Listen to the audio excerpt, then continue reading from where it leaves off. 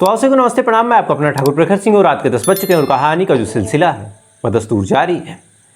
आज की कहानी शुरू करूँ उससे पहले आपको याद होगा कि एक बार मैं लाइव आया था और लाइव आने के दौरान आप लोगों से एक छोटे से लड़के की मुलाकात करवाई थी जिसका नाम मैंने सुल्तान बताया था और कहा था कि कैमरे के पीछे से लेके तमाम चीज़ें वही आजकल संभाल रहे हैं। तो संभालते संभालते फिर उनकी भी इच्छा हुई कि कुछ करें यूट्यूब पे। तो चूँकि उम्र कम थी तो ऐसी किसी सीरियस काम में वो आ नहीं सकते थे, तो उन्होंने फिर कॉमेडी करने का फ़ैसला किया और लगभग 100 वीडियो डाल दी उन्होंने। और 100 वीडियो पे ठीक ठाक उनका चैनल चल रहा। उम्मीद है कि आने वाले टाइम में एक अच्छे नाम, एक अच्छे मुकाम को हासिल करेंगे। तो उन्होंने आज मुझसे कहा कि भाई आपके जो दर्शक हैं वो मुझे जानते हैं थोड़ा बहुत, तो एक बार आप उनको बताइए कि मेरा भी वीडियो देखें। तो मुझे भी लगा कि बिल्कुल भाई बात ठीक है। तो सुल्तान भाई की कॉमेडी आप लोग ज़रूर देखिएगा, लिंक डिस्क्रिप्शन में डाल दूंगा और हो सकता है कम्युनिटी पोस्ट कर दूं, क्योंकि शायद शॉर्ट वीडियो का कम्युनिटी पोस्ट नहीं होता। अगर हो सकेगा तो ज़रूर करूंगा। तो आप लोग ज़रूर हाथ जोड़ के अनुरोध है कि जाके उनकी वीडियो को देखिएगा। चूँकि अभी उम्र कम है, हम लोग सहारा देंगे तो शायद एक उत्साह मिलेगा, तो ज़रूर देखिएगा। खैर, अब आते हैं आज की कहानी की बात करते हैं। और आज की कहानी की बात करूं तो ये कहानी एक अजीब कहानी है, क्योंकि आपको कत्ल की शायद सैकड़ों वजह पता होगी। आज के टाइम में ये कहा ही नहीं जा सकता कि ये रिश्ता, ये नाता बचा है। जर जोरू ज़मीन, इन तमाम चीज़ों के चक्करों में कत्ल होते हैं। लेकिन आज जिस कहानी के साथ आपके सामने हाजिर हुआ हूँ, इस कहानी में कत्ल क्यों हुआ, जब आप सुनेंगे तो आपको यकीन ही नहीं होगा कि इस वजह से एक आदमी कत्ल कैसे कर सकता है।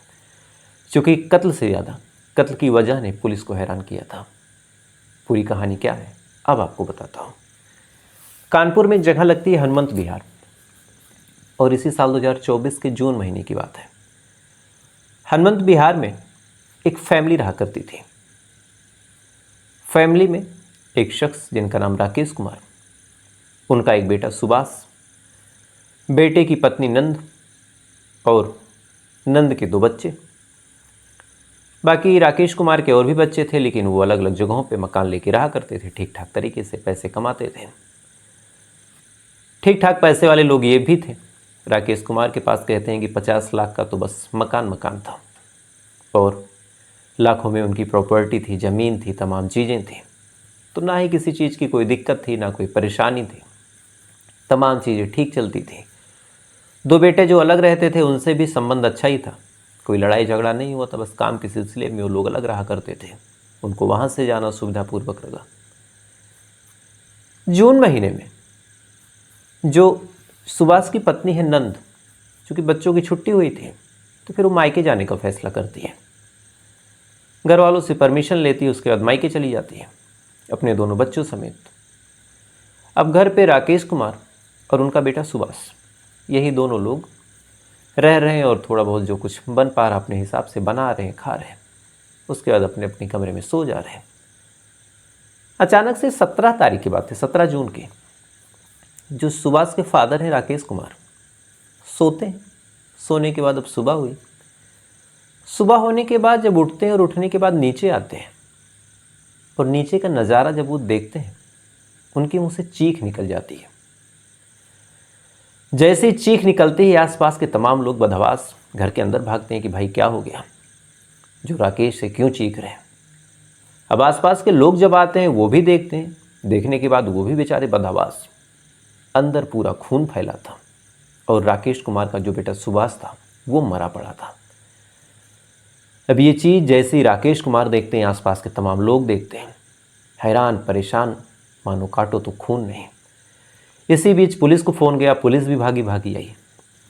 आने के बाद वो भी लाश जब देखती है वो भी हैरान। खैर, बॉडी को अपने कब्ज़े में पुलिस वाले लेते हैं, पूरे इलाके को सील करते हैं, पूरे घर की अच्छे से तलाशी लेते हैं, बॉडी को पोस्टमार्टम के लिए भेजते हैं। उसके बाद फिर राकेश कुमार से पूछते हैं कि क्या हुआ, आखिर आपके घर में सुभाष की इस तरह से हत्या कैसे हो गई। ये सवाल जब राकेश कुमार से पुलिस वालों ने पूछा तो राकेश कुमार ने बताया कि रोज़ की तरह हम लोग खाना खाए और खाना खाने के बाद सो गए। सुबह जब हुई और उठ के मैं नीचे आया तो देखा सुभाष की मौत हो गई है और किसी ने उनके ऊपर हमला किया था। अब ये बयान जब पुलिस वाले सुनते हैं तो सुनने के बाद पूछते हैं कि क्या आपने किसी चीख या फिर किसी चीज़ की आवाज़ सुनी? क्योंकि अगर कत्ल हो रहा था तो जाहिर सी बात है सुभाष ने चीखा होगा, चिल्लाया होगा। ये तमाम सवाल जब पूछा गया तो राकेश कुमार ने कहा कि देखिए, घर के अंदर अब चूँकि ठीक ठाक पैसा है तो कूलर है, पंखे हैं, गर्मी का मौसम है, गर्मी में हम लोग तमाम चीज़ें चला के सोते हैं, तो उन सब चीज़ों की आवाज़ के बीच हो सकता है कि सुभाष की आवाज़ दब गई हो। अब एक पिता अपने बेटे की इस तरह से मौत के बारे में जब बता रहा, पुलिस वालों का भी कलेजा एक तरह से काँप ही रहा कि एक बाप से कैसे अब सवाल पूछे। लेकिन अब एक सवाल मन में और आता है कि घर का दरवाज़ा आदमी अब बंद करके सोता है, तो क्या इस घर का दरवाज़ा अंदर से बंद नहीं था? और बंद था तो क्या दरवाज़ा तोड़ा गया? अब ये सवाल जब पुलिस वालों ने पूछा फादर से, यानी राकेश कुमार से, तो उन्होंने कहा कि घर का दरवाज़ा तो बंद ही रहता है, लेकिन क्या पता खुल गया हो, या फिर हो सकता है कि सुभाष ने किसी को आते हुए देखा हो, या फिर किसी ने दरवाजे पे दस्तक दी हो, सुभाष दरवाज़ा खोल दिया हो। तमाम चीज़ें हैं। अब जो वहाँ की डीसीपी थे फॉरेंसिक के, रविंद्र कुमार, वो इस केस की जांच पड़ताल करना शुरू करते हैं। सबसे पहले उस दरवाजे को चेक करते हैं कि क्या दरवाजे को तोड़ा गया या फिर दरवाजा अपने आप खुल गया। जब चेक किया तो पता चला कि दरवाजे को कहीं से तोड़ा ही नहीं गया। इसका मतलब जो आने वाला था वो सुभाष की जानकारी में आया, तभी दरवाज़ा खोला गया। साथ ही अब सुभाष की कॉल डिटेल चेक की गई कि क्या किसी ने फ़ोन ऑन करके बुलाया कि भाई दरवाज़ा खोल दो। कॉल डिटेल में ऐसा कुछ नहीं मिला।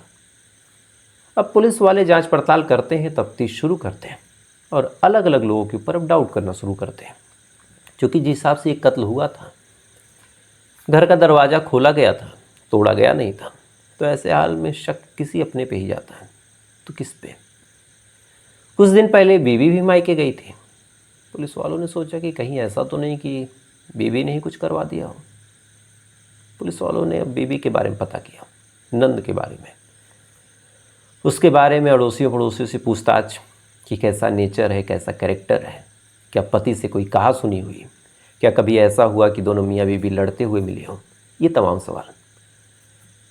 अब पड़ोसियों से जब ये पूछा गया तो उन्होंने कहा कि भाई पत्नी तो बड़ी अच्छी थी, बड़ी मृदुल स्वभाव की है, किसी से कोई बहस नहीं, और अपने ससुर से किसी से कुछ कहा सुनी कभी हुई नहीं। ज़्यादा छोटे मोटे नोक झोंक होते हैं, लेकिन उसमें भी जो सुभाष से अपनी पत्नी की साइड रहता है। अब पुलिस वालों को लगा कि कहीं ऐसा तो नहीं कि जो दोनों भाई बाहर रहते हैं उनमें से किसी से कुछ खटपट हुई हो। पुलिस वालों ने इस एंगल पे भी जांच पड़ताल की कि भाइयों से कोई खटपट तो नहीं हुई। जब इस एंगल पे जांच पड़ताल की तो फिर यहाँ भी कुछ खास जानकारी मिली नहीं। अब जांच पड़ताल कर रहे हैं, तफ्तीश कर रहे हैं। दुश्मनों की भी एक लिस्ट निकाली गई कि क्या कोई दुश्मन ऐसा था जिसने ऐसा करवा दिया हो। साथ ही ये पता किया गया कि कोई क्लोज़ फ्रेंड, साथ ही आसपास के लोगों से ये पड़ताल कि किसी को आते हुए जाते हुए देखा हो, रात में कोई संदिग्ध मूवमेंट, कोई सस्पिशियस हलचल आपको दिखी हो। ये तमाम सवाल पुलिस वाले आसपास के लोगों समेत पड़ोसियों से, घर के अगल बगल रहने वाले लोगों से, लोकल दुकानदारों से, जो बाज़ार में देर रात तक रहते हैं उनसे, सबसे पूछा। लेकिन हैरान करने वाली बात ये थी कि ना ही कहीं कोई सबूत, ना ही कहीं कोई सुराग। जांच पड़ताल तफ्तीश होती रही और घर में भी कहीं कोई संघर्ष की चीज़ें मिली नहीं। एक हैरान करने वाला पहलू ये था कि आमतौर पे किसी का कत्ल होता है तो आदमी अपने बचने के लिए कुछ दूर भागता है, कम से कम सामने वाले से लड़ता झगड़ता है। लेकिन सुभाष ना ही किसी चीज़ से यहाँ लड़ता झगड़ता दिखाई दे रहा, ना ही भागने के कोई निशान, ना ही कोई इनकमिंग पाथ, ना कोई आउटगोइंग। तो ये भी पुलिस वालों को हैरान कर रहा।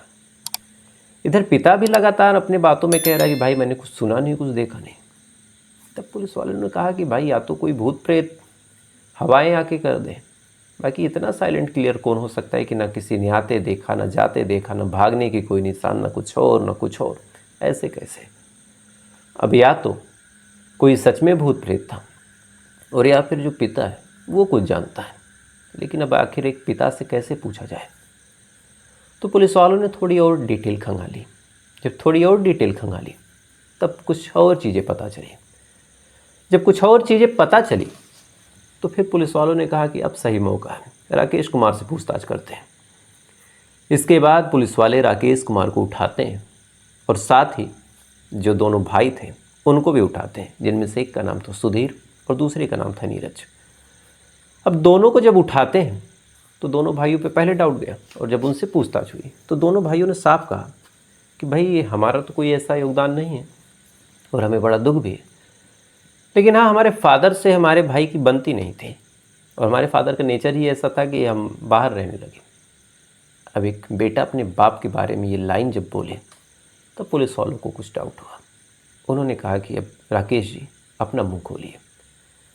राकेश तुरंत इधर उधर की कहानी बुनाने लगे, कभी कुछ और कभी कुछ और, लेकिन पुलिस तो आखिर पुलिस, और ख़ासकर जो डीसीपी रविंद्र कुमार वो बेहद तेज़ तर्रार।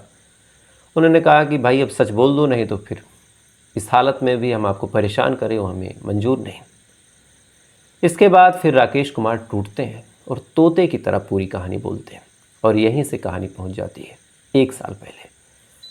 दरअसल 1 साल पहले राकेश का परिवार एकदम भरा पूरा था, तमाम चीज़ें बिल्कुल ठीक चल रही थी। जो राकेश की पत्नी कुसुम थी वो भी ठीक ठाक थी। इसी दौरान जो सुभाष है उसकी शादीशुदा ज़िंदगी बढ़िया चल रही थी, राकेश का जो बेटा है। लेकिन अब राकेश के मन में एक डाउट आता है। दरअसल राकेश की जो पत्नी है कुसुमा, 1 साल से उसकी तबीयत अचानक से ख़राब हो जाती है। अब तबीयत जब अचानक से ख़राब हुई तो शुरुआत में राकेश भाई पैसे की कोई कमी थी नहीं, तो उसने इधर उधर दवा कराई, अच्छे हॉस्पिटल में लेके गए, लेकिन ना ही कोई मर्ज समझ में आए, ना ही डॉक्टर कोई बढ़िया दवा दें। दवा भी दे तो 2-4 दिन आराम रहे, उसके बाद फिर दिक्कत हो जाए। डॉक्टर ने भी कहा कि भाई अब कुछ समझ में नहीं आ रहा क्या हो रहा, हम अपने हिसाब से कोशिश कर रहे हैं। अब ये चीज़ जब राकेश सुनने लगा तो उसे लगा कि शायद मेरी पत्नी के ऊपर कुछ ऊपरी बाधा है, यानी कोई भूत प्रेत, कोई तंत्र मंत्र, या फिर किसी ने कुछ करा दिया है। अब राकेश ने इस बारे में पड़ताल करनी शुरू की कि कौन हो सकता है। तमाम लोगों को डाउट के घेरे में रखा, फिर पता किया, कुछ मिला नहीं। इसी दौरान राकेश ने देखा कि उसकी जो बहू है यानी सुभाष की पत्नी नंद, वो पूजा पाठ बड़ा करती है।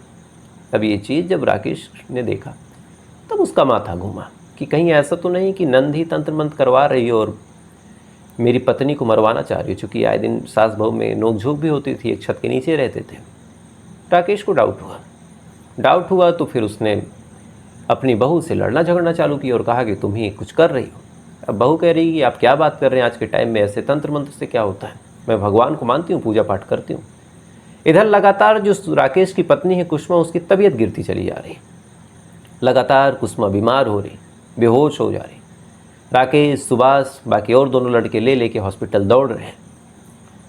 डॉक्टर्स दवा दे रहे हैं लेकिन फ़ायदा कर नहीं रही है, और जैसे दवा ना फ़ायदा करे, राकेश का शक और गहरा कि मेरी पत्नी के खिलाफ किसी ने कुछ तंत्र मंत्र किया है, किसी ने कुछ किया है।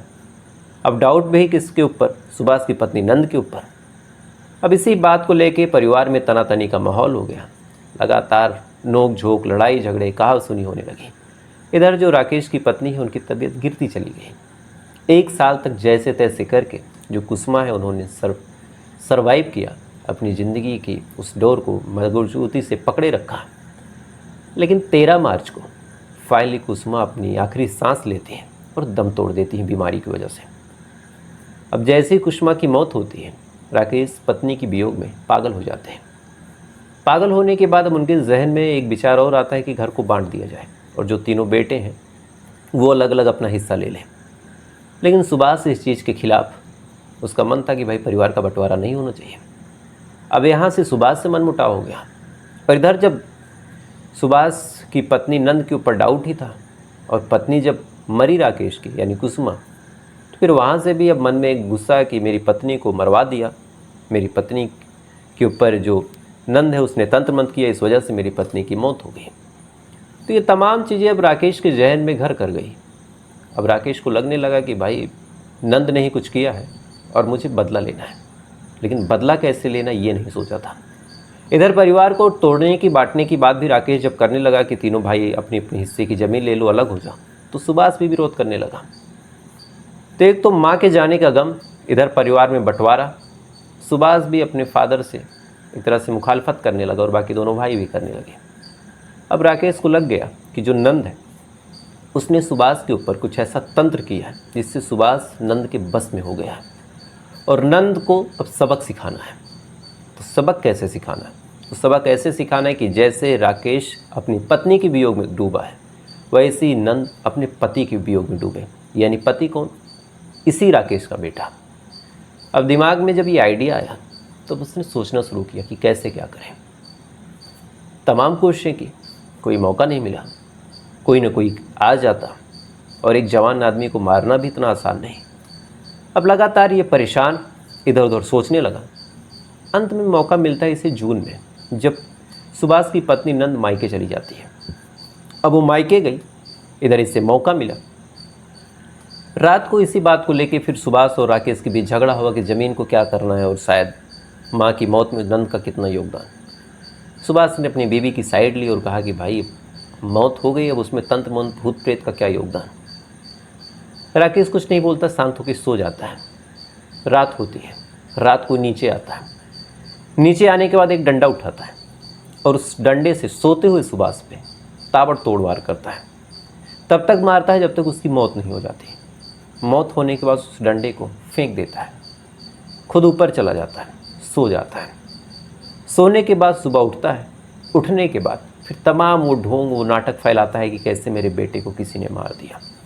पुलिस वाले भी इस जाल में फंस जाते हैं, आसपास के तमाम लोग इस जाल में फंस जाते हैं। किसी को क्या ही पता कि एक बाप अपने ही बेटे को मार देगा, तंत्र मंत्र के डाउट में, पत्नी वियोग में और ज़मीन की बंटवारे के सिलसिले में। फिलहाल पुलिस ने अब राकेश कुमार को गिरफ्तार किया है। देखते हैं क्या सज़ा होती है। लेकिन कितनी हैरान करने वाली बात है कि एक बाप अपने ही बेटे को मार दे रहा, और वजह भी क्या, यहाँ गलती भी बाप की है। तो फिलहाल ये थी पूरी कहानी। उम्मीद है कहानी आपको सही लगी होगी। और साथ ही जो मैंने कहा, सुल्तान जी के चैनल को आप लोग ज़रूर देखिएगा। डिस्क्रिप्शन नीचे जो होता है उसमें आप जब क्लिक करेंगे उनकी वीडियो का लिंक मिलेगा, उस लिंक को आप खोलिए, ज़रूर देखिए। अच्छा लगेगा तो सब्सक्राइब भी कर लीजिएगा, और साथ ही मुझे भी अगर आप सब्सक्राइब नहीं किए हैं तो ज़रूर कर लीजिएगा। तो आपसे कल फिर मुलाकात हुई किसी दूसरी सच्ची कहानी के साथ। तब तक अच्छे रहिएगा, खुश रहिएगा, अपना ख्याल रखिए, अपने देश का ख्याल रखिए। जय हिंद, वंदे मातरम।